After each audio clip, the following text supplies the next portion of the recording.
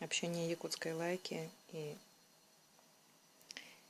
нашего котенка. Второй день, который только дома.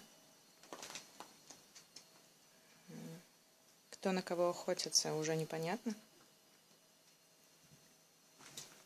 Потому что кошка научилась пугать собаку, и кошке это понравилось. Котенку всего 2,5 месяца, но они неимоверно активные и очень уверенные в себе. Даже годовалая собака порой пасует перед ней. Вот так вот. Оп. Умеет строить ее, пугать. Ну и догонять, конечно же.